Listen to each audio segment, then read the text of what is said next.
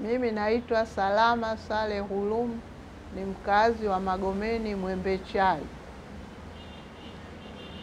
Hapa nilikuwa nakaa na Mama Netumbo Nandi Ndaitwah ambaye sasa hivi ni rais wa Namibia. Mama Netumbo alikuwa jirani yetu hapa na tumekaa naye vizuri wakati wakiwa wakipigania uhuru wa nchi yao ya Namibia. Kwa hiyo tulikaa hapa kwa kusaidiana, kushauriana, na siku hizo wazee wangu walikuwepo. Kwa hiyo saa nyingine akiwa na jambo anakuja hasa kwa baba yangu, kwa sababu yeye ni mtu mzima na alikuwa experience, mtu aliyefanya kazi kwenye mashirika na serikalini enzi za zamani. Wanamibia wamekuja hapa kwa msemo walioniambia wazee wangu mwaka 64. Mimi nilikuwa mdogo sielewi. Na mwanzilishi aliyeishi ndani ya nyumba hiyo iliyokuwa jirani yetu ni marehemu mzee Samnujoma mwenyewe. Wakaendelea kuja baadhi ya kina wazee, kina mzee Peter Mushihange, Peter Nangolo, kuna mpaka ikafikia akaja Mama Netumbo mwaka 1983 au 82 alikuja yeye. Alipokuja hapa tumeishi naye kwa wema na hisani. Alikuwa ni mtu mzuri na mwenye kupenda kuongea na watu na kushirikiana na watu, na mwenye kupenda kutoa ushauri. Kama mimi siku hizo ndio nilikuwa bado nasoma chuo, alikuwa anapenda kunishauri mambo ya elimu, kwamba jitahidi kusoma, elimu ndio kila kitu. Nashukuru kwa kweli nimeishi naye vizuri mpaka wanapata uhuru wao mwaka 1990. Wakatufanyia sherehe hapa, tukaagana nao, wakaondoka karudi Namibia.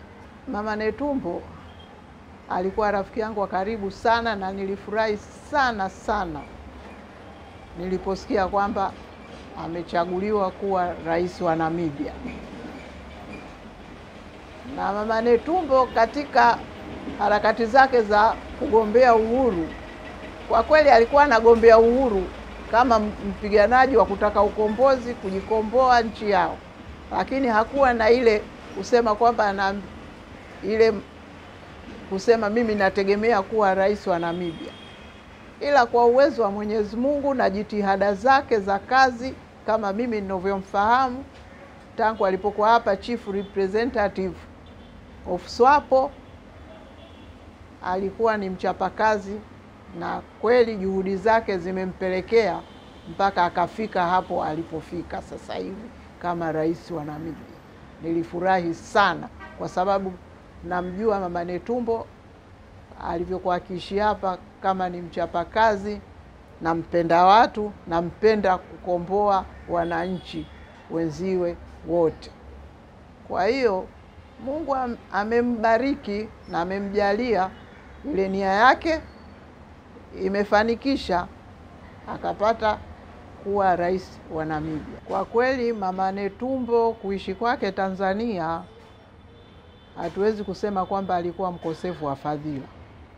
Alitukumbuka sana, hata siku aliyopata uhuru, wale waliobaki hapa, yeye alikwenda Namibia kwa ajili ya kusherehekea, lakini wale wengine waliobaki hapa walifanya sherehe ya pamoja ya kutuaga sisi na kufurahika nao pamoja kwa kusherehekea ile siku yao waliopata uhuru.